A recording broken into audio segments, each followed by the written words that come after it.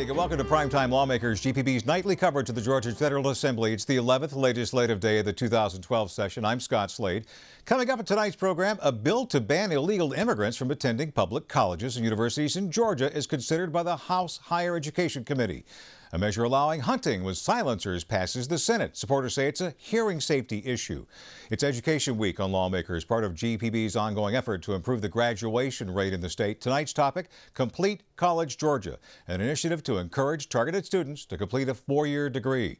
University System Chancellor Hank Huckaby and Technical College Assistant Commissioner Josephine Reed-Taylor will join me in the studio. I'll also be joined on set by our good friend Tom Crawford of the Georgia Report for insightful analysis of the day's Capitol news. All that and more is coming up tonight on Primetime Lawmakers. But first, we go live to the Capitol, where Primetime Lawmakers Sandra Parrish is standing by with more on a packed public hearing today dealing with illegal immigrants and Georgia's colleges. Sandra, good evening. Good evening, Scott. The hearing in the House Higher Ed Committee dealt with a bill by Representative Tom Rice from last year to bar undocumented students from attending the state's public colleges and universities. The bill actually passed out of committee last session but was held up in the Rules Committee. It's now back before Higher Ed, where members heard impassioned testimony today on both sides. Students who are here without legal documentation should find opportunities elsewhere to get their education. Representative Tom Rice says the state's public colleges and universities should fall under the same state law that requires anyone receiving public benefits to be a legal citizen. But committee members heard from both heads of the Georgia university system and the state's technical colleges, who say the problem was addressed last year by restricting the colleges undocumented students can attend, which includes the state's 5 largest. What we have found thus far is that of the 318,000 students enrolled in the system last fall, less than 0.1% are undocumented. All of those pay the out-of-state tuition rate, which at slightly more than 3 times the in-state tuition, more than covers the cost of their education. In other words, no one gets a free public benefit. While no vote was taken by the committee, Chairman Representative Carl Rogers called for a hand vote in the audience, which overwhelmingly were opposed. Members also heard a bit of testimony, including high school teacher Matt Hicks. To ban them from school is to waste the countless dollars and hours that we spend in their K through 12 education. That's an investment. And to let that come to a screeching halt at age 18 when they matriculate is a waste of the very money that we have spent on them. Representative Carl Rogers told me before today's hearing he thinks the legislature needs to wait on any such bill to see how the new system by the Board of Regents is working. We in fact did hear today that the number of undocumented students has dropped by 200 since last year. Another bill to incorporate a city of Brookhaven also drew a packed committee hearing today. Nearly 3 dozen residents spoke for 2 hours on pros and cons of making a new city west of the Fulton County line, east of Sandy Springs, extending south to I-85, including the Buford Highway community. It would supplant the city of Dunwoody as both the 16th largest city in the state and the largest city in DeKalb County at that population number. If you ask 50,000 people in Atlanta if they've heard of Brookhaven, the answer is going to be yes. And if you ask them where it is, they know exactly where it is. It's historic Brookhaven. It's not Buford Highway, and it's not Murphy Candler. I don't think they've heard all the issues that make up the answers to this problem. We are 49,188 people. We are governed by DeKalb County, and in our entire footprint, we have not one DeKalb County commissioner. Our forefathers called that taxation without representation. We do too. We're asking for the same thing they asked for. We're asking for the right to vote. Now, if approved this session, residents could vote to incorporate in July. Meantime, Representative Elena Parent, who represents the area, and Representative Mary Margaret Oliver, who will under the new House maps, have introduced legislation to require any future incorporations have a financial impact study conducted by an independent group before such a plan could be voted on.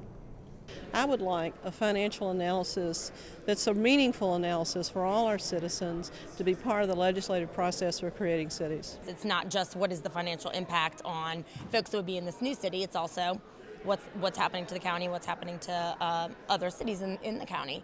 And it would need to show the estimated cost of police, fire, sanitation, both prior to and after the incorporation for all of those cities and for the county.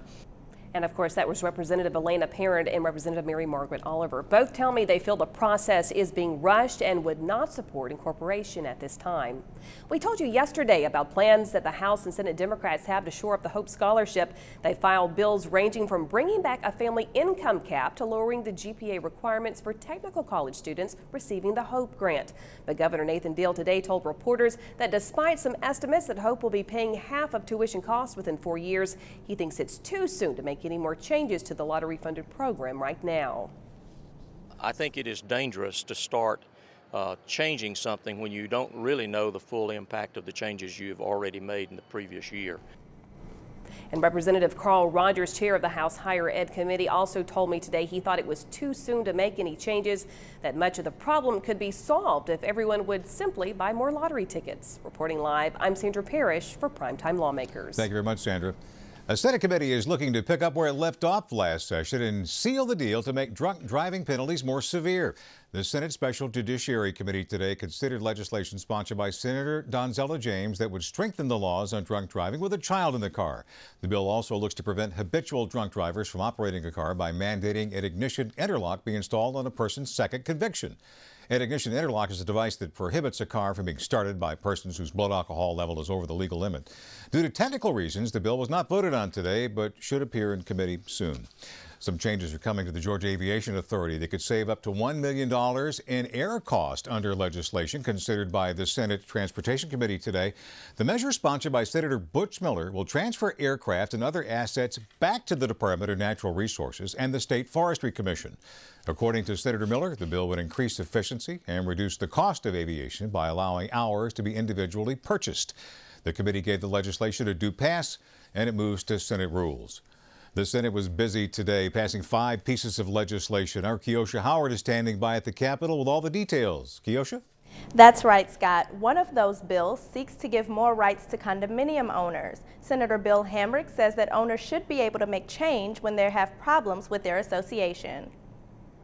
Once a condominium association is established, there's supposed to be a board set up and an annual meeting and a budget to run the association. This legislation just sets in place a procedure that if the developer of a condominium unit or development does not set up the board and run it in accordance with the law, the owners can get together and set the board up. That bill passed unanimously and now goes to the House. Also on the Senate floor today, a bill that would exempt cane and sorghum sugar producers from certain regulations. Senator John Bullock says this bill corrects a measure that passed in 2009. We have a lot of small little operations that operate during the fall, and they make syrup out of either sorghum or cane. And those operations usually don't operate but just for a few days and don't produce a lot of product. But they fell under that law. So what this bill does, it exempts those processors. The measure passed unanimously and now goes to the House. Senator Bullock also presented a bill that would allow silencers on hunting rifles. This bill doesn't give anybody a right to own a suppressor or silencer. That right is already in the state of Georgia. It's regulated by the Alcohol, Tobacco, and Firearms Division, federal agency. We have a prohibition against using a weapon that is legal to hunt game with to have a suppressor on it. So this bill just takes that prohibition away.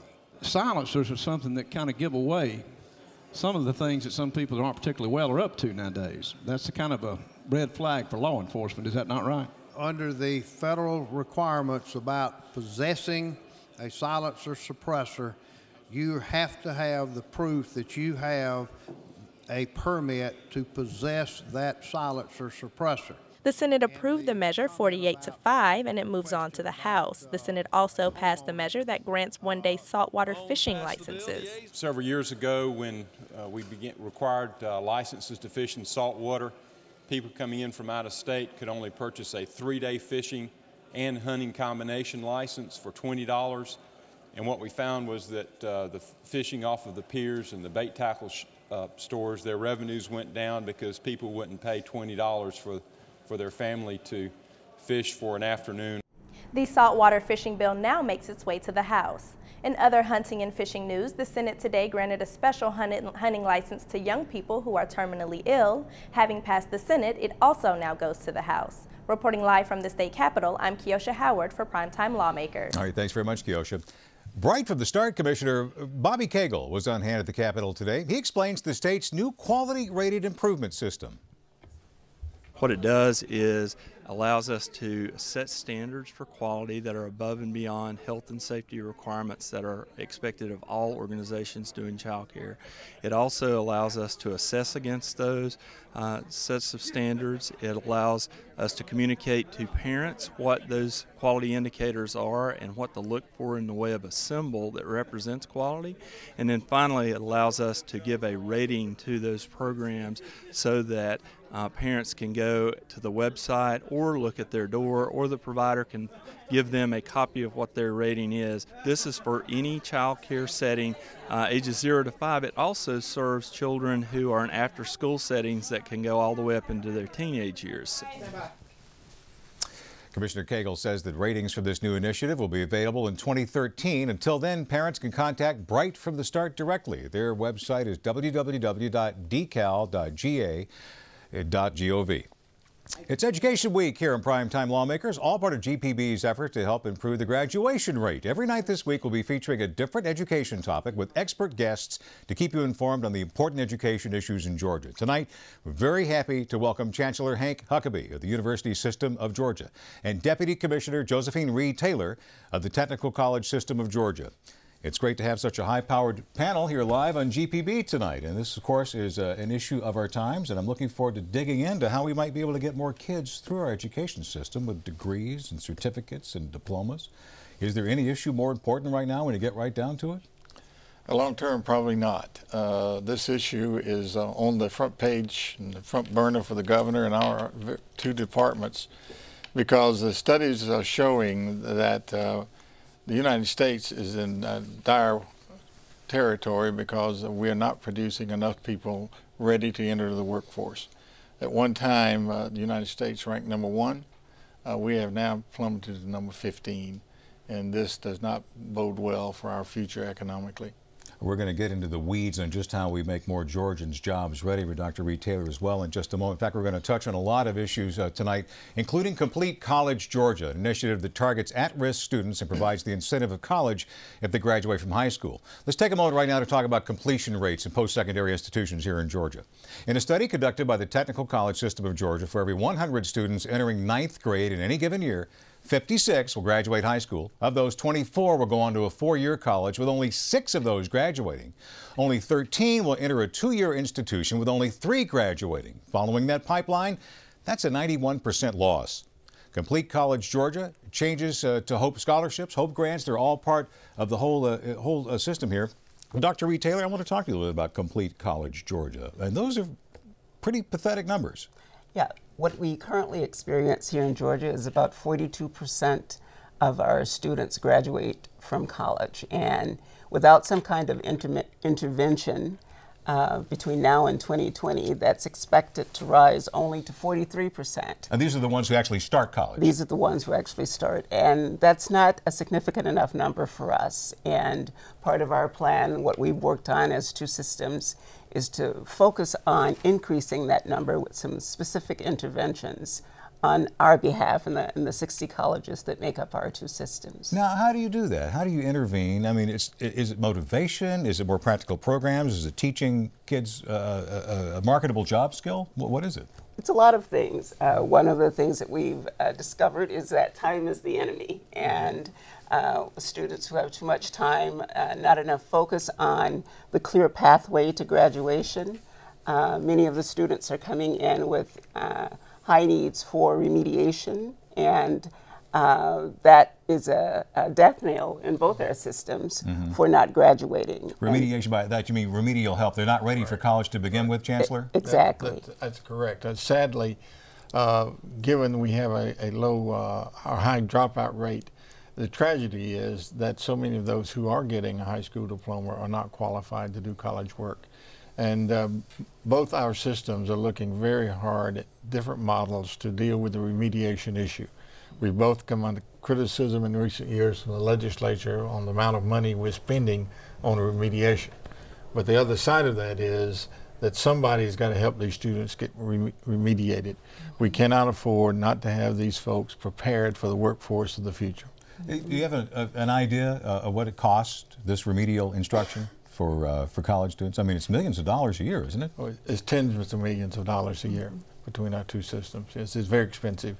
And one of the strategies that both of us are looking at and been working with the State Department of Education is to find ways to begin identifying these students earlier in high school, at least by the 11th grade, and begin the remediation there and not wait until they've graduated and come to either one of our systems.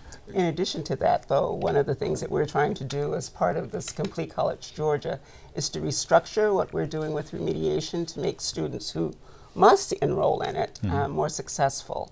And we haven't been as successful in that arena. And so we've received a grant from Complete College America to focus on thinking of some new ways and restructuring how we're instructing students in that area. So we anticipate that that will also help us in increasing the graduation rate. You mentioned something just a moment ago, saying time is the enemy. Is there a magic number and a number of years? Is that what you're looking at? If a student's in college for more than whatever X years, there's a good chance he's going or she's going down in flames? Right. Typically, 150% time is about what we anticipate people will need to graduate.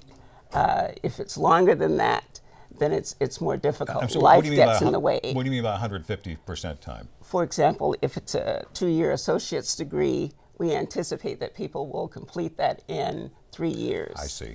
Okay. The 4-year degree is 6 years. Right. The longer the amount of time it takes, the less likely those students are to be successful and graduate. How big of an impediment is money? Chancellor Huckaby, you're legendary at the way you were able to move numbers around in state budgets over the years to make things work. How do you make college more affordable? We've got a rising class even of college students who are now food stamp recipients because they're so strapped with fees and tuition that I don't ever remember them going down in the past 10 or 15 years. How do you make college more affordable? Well, one of the things we have to do is find ways to provide more needs-based scholarship money for these students. I visited all of our campuses this fall, and I was struck in talking to students how many of them are right on the edge of being able to continue their school or not. Georgia is fortunate in one regard in both the technical college system and university system. Our fees and tuition are relatively low compared to other states. But to those students and those families, it doesn't matter how we compare with other states. They're in dire situations right now. And so we've got to find a way to, one, find other assistance for them. But two, I think the burden and responsibility is on us is to keep tuition increases and fee increases as modest as possible. And we're committed to that. And teaching job marketable skills as well. The technical college system in Georgia is legendary for high placement rates. You have to be in the 90th percentile in some technical schools, otherwise a program is dropped for placement? Many of our colleges have high placement rates in excess of 90–95%. We've dropped somewhat in the last couple of years because of the economy to about 79%, but those are placement rates for students that we can document the information we get from the Bureau of Labor Statistics. We still have students who are self-employed and go to other states that aren't considered a part of that. But workforce development is a critical piece of what we do, and we have a robust system of reviewing programs. So the employers tell you what they need? They tell us what we need, what they need. On the university level, do you see more engineering, medical programs, that sort of thing coming for Georgia students, Chancellor? Oh, I think so. I think what we're going to do, though, Scott, is do a better job at the front end, really determining what the needs are, and that will affect what programs we approve and how we're funding. I think one of the critical pieces about all of this effort going forward that I want to give a shout out, quite frankly, to our two systems. We're working together better than we ever had before. An important piece of this, our Complete College Georgia plan, is the articulation between our two systems in terms of transferability courses between our two systems. I think this portends great things for our future, and quite frankly, we've also put in place a process that allows us to keep this discussion and dialogue going, and that's going to really be very important to us to meet the job targets we have in the future. One of the things that makes the Georgia higher education system the envy of the rest of the country is the Hope Scholarship, and just how dire is the situation there, and do we have a good patch on it right now? What do you think? We have a patch on it for the moment. I think some of the financial pressures that the Hope Scholarship is facing right now is a reflection of what's going on in the general economy. And I think we'll give it a little more time. Hopefully our economy will help us grow out of that. But clearly it's an area and an issue that we've got to keep an eye on. And I know that's one of the incentives for us in the university system to be very cautious about increasing tuition. Thank you very much for both joining us. This is an incredibly complicated subject, and it speaks to the quality of life in our state. Thank you both for your service and all this. Our pleasure. Thank you. Great to have you here tonight. We've got to take a short break on Primetime Lawmakers, but don't go anywhere. We've got the best legislative analysis anywhere. Tom Crawford of the Georgia Report's going to be my guest to talk hot-button issues in just a moment.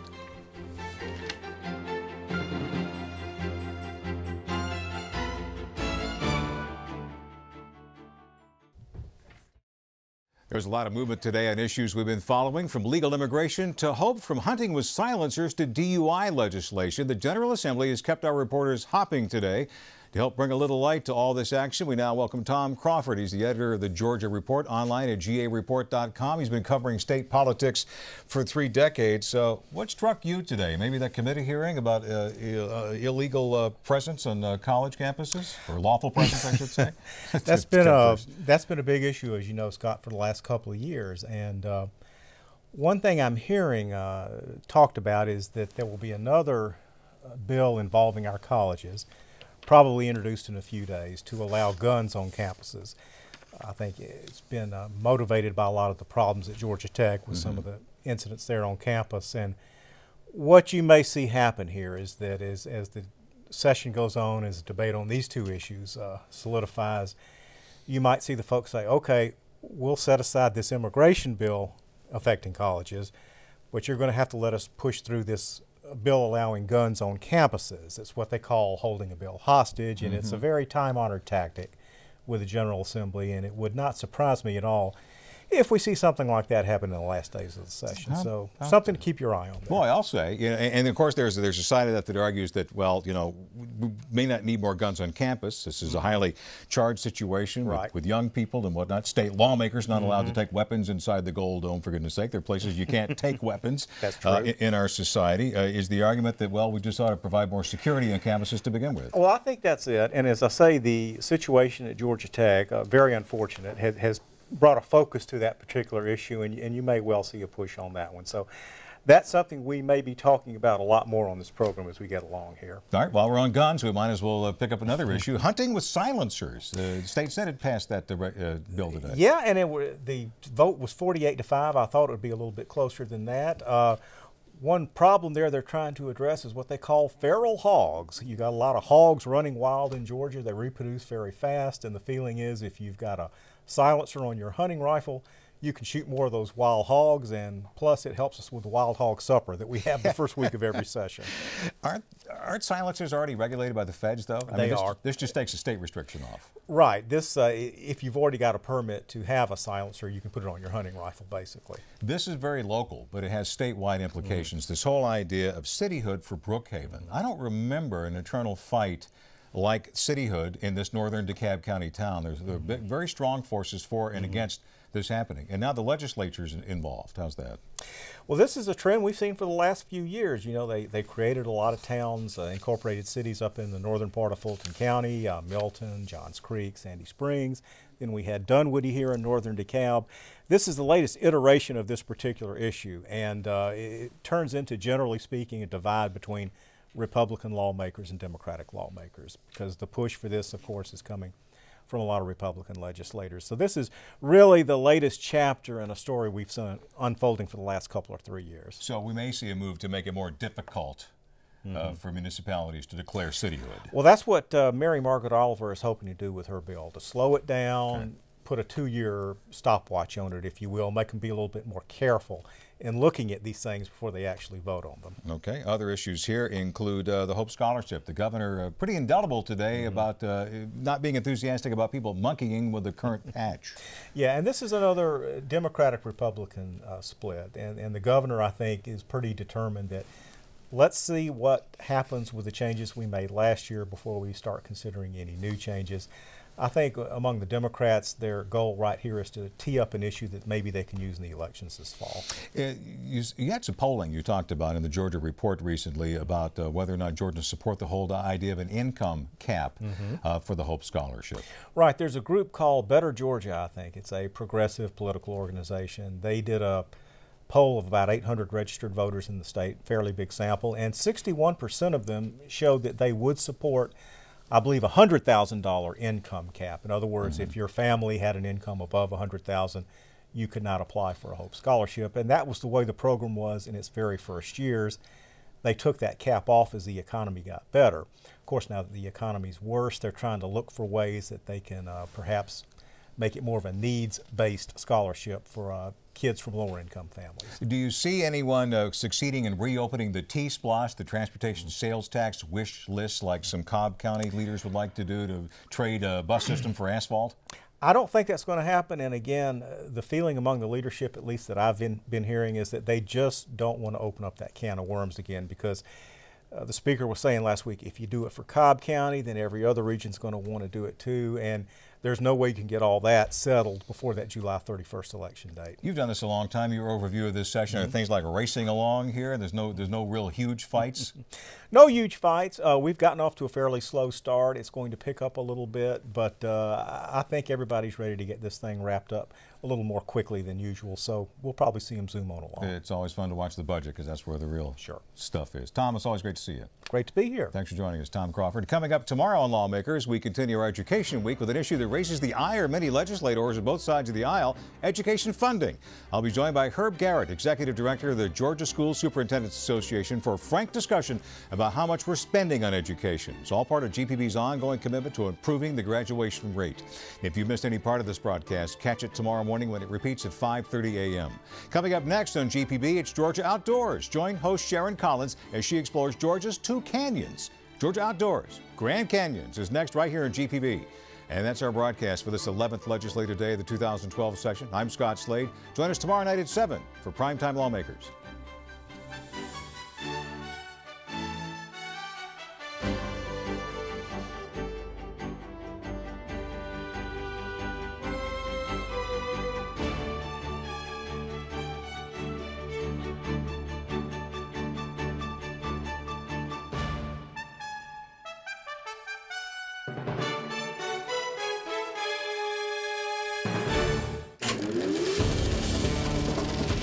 This is a GPB original production.